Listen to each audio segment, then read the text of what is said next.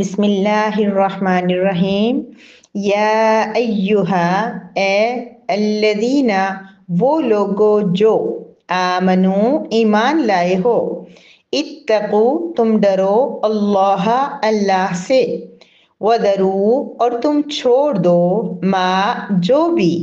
بقیہ، باقی رہ جائے، من، جو باقی رہ گیا ہے، من سے، الربا، سود، ان، اگر، کن، ہو تم ہو تم مؤمنین، ایمان والے۔ یا ایہا الذین آمنوا اتقوا اللہ، اے ایمان والو تم اللہ سے ڈرو، وذروا ما بقی من الربا، اور تم چھوڑ دو جو سود سے باقی بچا، ان جو تمہارے ذمہ ہے، تمہیں دینا ہے کسی نے، تم مؤمنین، اگر تم ایمان والے ہو۔ نحمدہ و نصلی علی رسولہ الکریم، اما بعد، سورہ بقرہ کی آیت نمبر 278 ہے، جس میں اللہ رب العزت ہمیں بڑے پیار سے کس سے مخاطب کر رہے ہیں؟ اللہ پاک فرما رہے ہیں اے ایمان والو۔ تو ہمیں سوچنا پڑے گا کہ کیا ہم ایمان والے ہیں؟ کیا ہمارا ایمان اللہ رب العزت کی ذات پہ، اور جیسا کہ گزشتہ آیت مبارک میں تھا کہ آخرت پہ، دوبارہ اٹھنے پہ، ہر چیز پہ ہمارا ایمان اور یقین ہمارا ویسا ہی ہے جیسا ہمیں پتہ ہے کہ کل ہم نے اٹھنا ہے، اسکول بھیجنا ہے بچوں کو، کل تھرسڈے ہے، وہ کل کی روٹین کیا ہوگی، کیا کیا کام کرنا ہے، ایون کہ بلکہ اگلے ہفتے میں بھی کیا کرنا ہے، اس کے اگلے ہفتے میں بھی۔ تو اسی طرح کہ ہماری پلاننگ میں کہیں یہ بھی ہے کہ اچانک ہماری موت آ جائے تو ہمارا کیا ہوگا، ہمارا انجام کیا ہوگا، اور پھر جب بھی موت آئے گی کبھی بھی، اور پھر جب ہم اٹھیں گے اللہ رب العزت کے سامنے حاضر ہوں گے تو کیا ہوگا ہمارا۔ تو آمنو کے اندر ساری چیزیں آ جاتی ہیں کہ ہمارا ایمان اور یقین کیسا ہے۔ تو اللہ رب العزت بڑے پیار سے، بڑی محبت سے ہمیں مخاطب فرما رہے ہیں، ہم سب کو بلا رہے ہیں اور کہہ رہے ہیں کہ اے ایمان والو، اتقوا اللہ، تم ڈرو اللہ تعالیٰ سے۔ چونکہ اللہ پاک آگے آیت مبارکہ کے اندر ایک بڑا حکم بیان فرما رہے ہیں، تو اللہ رب العزت کی ذات پر جن صحابہ کو یقین تھا، جو صحابہ کرام تھے، نبی کریم صلی اللہ علیہ وسلم اور انبیاء تھے، ان کو تو بڑے سے بڑا حکم آ جائے ان کے لیے تو کچھ بھی نہیں ہوتا تھا، وہ فوراً اس پہ عمل کر ڈالتے تھے۔ لیکن ہمارے جیسے لوگ، عام آج کے دور کے لوگوں کو اگر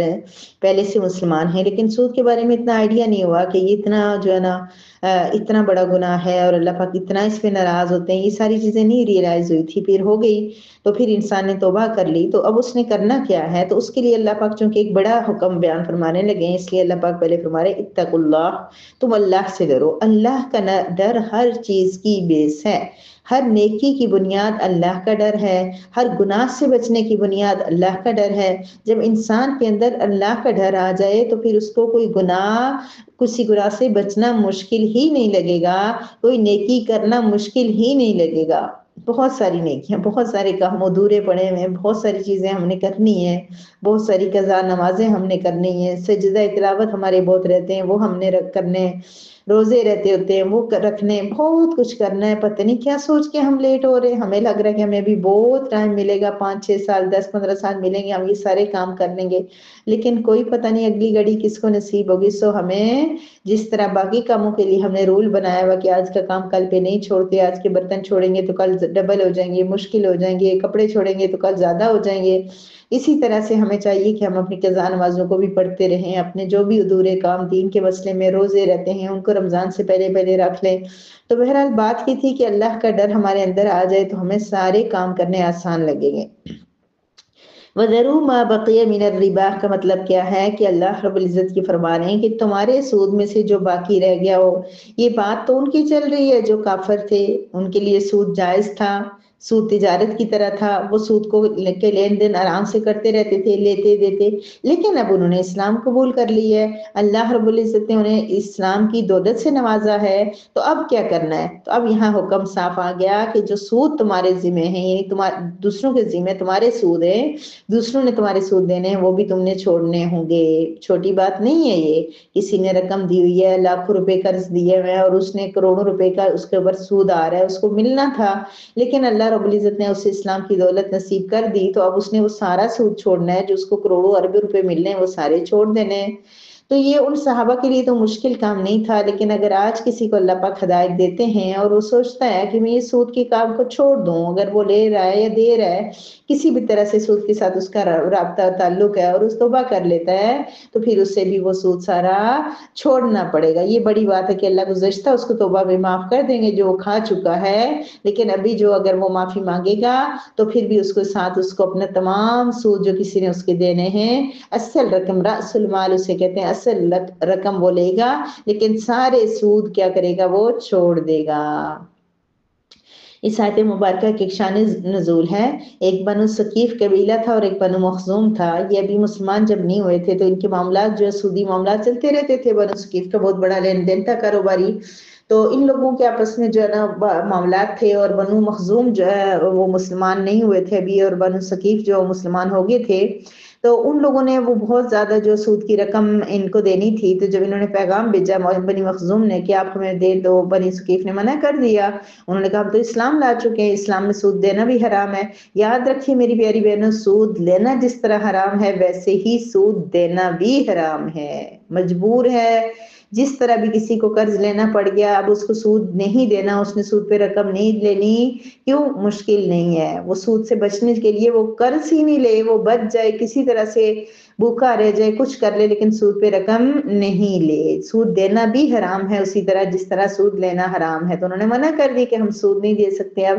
اب جو ہے بنو ثقیف جو ہے وہ ایسا بنو مخزوم ایسا قبیلہ تھا جو ابھی جو ہے وہ ان کا معاہدہ نبی کریم صلی اللہ علیہ وسلم کے ساتھ ہو چکا تھا، ابھی وہ مسلمان سارے نہیں ہوئے تھے، لیکن اگریمنٹ ایسا تھا کہ وہ آپ سے جنگ، آپ کی دشمن کی صف میں بھی نہیں آتے تھے، تو انہوں نے کہا نہیں ہمیں تو سود دیں۔ تو پھر یہ معاملہ جب نبی کریم صلی اللہ علیہ وسلم تو مدینہ منورہ تشریف لے گئے تھے اور مکہ میں انہوں نے امیر مقرر کیا ہوا تھا، اس امیر نے پھر نبی کریم صلی اللہ علیہ وسلم کے لیے پیغام بھیجا کہ اب کیا کیا جائے، ایک قبیلہ جو ہے وہ سود دینا نہیں چاہتا، دوسرا قبیلہ لینا چاہتا ہے، تو اب کیا کریں؟ تو تب ہی اللہ رب العزت کی طرف سے آیت مبارکہ نازل ہو گئی اور کلی حکم نازل ہو گیا کہ سود جو ہے وہ کسی بھی صورت میں معاف نہیں ہوگا۔ ذروا ما بقی من الربا، جو سود سے باقی ہے وہ چھوڑ دو۔ اب دیکھیں اسلام کی خوبصورتی دیکھیں، نبی کریم صلی اللہ علیہ وسلم کا طرز دیکھیں سکھانے کا کہ کیا طریقہ کار تھا۔ آپ صلی اللہ علیہ وسلم نے پہلے تو ان کو یہ بتا دیا کہ نہیں سود کا کوئی معاملہ نہیں ہوگا، لیکن پھر جب نبی کریم صلی اللہ علیہ وسلم حجت الوداع کے موقع پر تشریف لائے تو آپ نے کیا کیا؟ آپ نے صرف یہ نہیں کیا کہ تم لوگ سود چھوڑ دو بس بات ختم، سمجھا دیا، لیکچر دے دیا۔ آپ صلی اللہ علیہ وسلم کا سمجھانا بھی کافی ہوتا تھا۔ آپ صلی اللہ علیہ وسلم نے اعلان کیا کہ سب سے پہلے میں اپنے خاندان کا سود معاف کرتا ہوں۔ آپ کے چچا حضرت ابن عباس جو تھے ان کا بہت بڑا سودی معاملہ ہے، لین دین تھے، ارب یعنی اس زمانے کے حساب سے بہت زیادہ رقم جو ان کی طرف آنی تھی، لوگوں نے ان کی دینی تھی، لوگوں کو انہوں نے سود پہ قرض دیا ہوا تھا، اب واپس آنا تھا۔ انہوں نے سب سے پہلے اپنے خاندان کا، اپنے چچا کا جو سود معاف کر دیا۔ تو اسی طرح سے پھر انہوں نے تمام مسلمانوں کو، تمام صحابہ کو حکم دیا کہ آپ لوگوں نے جو معاملات سود کے کیے ہیں سارے معاف کر دو۔ جب تم سارے معاف کرو گے، کفار نے بھی سود جو دینا ہے، تو پھر اس کا اب یہ بندے پہ تو نہیں ہو سکتا کہ ایک بندے کو دینا تو اسی کا کسی نے دینا تو معاف کرے گا، نہیں۔ اگر مسلمان اپنا سود معاف کر رہے ہیں، کافروں نے ان کا دینا ہے، تو اسی طرح کافروں کو بھی مسلمانوں کا سود معاف کرنا پڑے گا جو انہوں نے ان کو دینا تھا۔ اب یہ کافر مسلمان کے نہیں ہے، مسلمان آج ہم کہتے ہیں نا کہ وہ فلاں بینک ہے وہ سود کے بغیر لیتا ہی نہیں ہے، وہاں سود وہ لازمی دیتے ہیں، تو بھائی آپ ایسے بینک میں کام ہی نہ کریں۔ اگر پھر بھی مجبوراً وہی بات آ جاتی ہے حفاظت کے لیے آپ کو رکھنے پڑ رہے ہیں، آپ کو پیسے مل رہے ہیں، تو وہ پیسے آپ کسی غریب کو دے دو، اور یہ بھی نہ سوچو کہ اس میں مجھے صدقے کا ثواب ملے گا، یہ سوچو کہ بس میں نے ایک رقم تھی ایکسٹرا جو میرے کام کی نہیں ہے، تو یہ پیسے پھینکنے کے بجائے میں کیا کر دوں، کسی کو دے دوں، تو اس کسی کو تو پتہ ہی نہیں ہے کیا رقم ہے، وہ اپنے استعمال میں لے کے آئے گا، اگر صحیح معنوں میں کوئی ضرورت مند ہے کہیں پہ لگا دو، لیکن یہ کہ سود کی رقم مت کھائیں، اور کوشش یہ کریں گے ایسے وہ آج کل بینکوں میں بھی ایک نظام ہے، انہوں نے مسلمانوں کے جو اس کو سمجھتے ہوئے سسٹم رکھا ہوتا ہے، اگر آپ سود تبھی ملے گا جب آپ اس کو فکس کروائیں گے، اور یا پھر یہ کہ کچھ ہوتے ہیں کہ آپ بینک کی کون سی قسمیں ہوتی ہیں، میرے خیال میں کہ اس میں جو ہے نا کون سے والے میں کرنا چاہتے ہیں، بہرحال بہت سارے وہ اپرچونٹیز ہوتی ہیں کہ اگر آپ اس سے بچنا چاہو، اصل میں تو آپ بینک میں بات کر کے بھی کر سکتے کہ ہمیں وہی رقم چاہیے، تو وہ آرام سے وہ اس پہ آپ کو واپس کر دیں گے، ان کو نہیں ضرورت کہ آپ کو زبردستی جا کے دیں گے۔ بہرحال مجھے ان معاملات کا تو نہیں پتا، لیکن یہاں پر اللہ رب العزت نے صاف کہہ دیا کہ ذروا ما بقی من الربا، سود سے جو بھی باقی بچا ہے وہ چھوڑ دو۔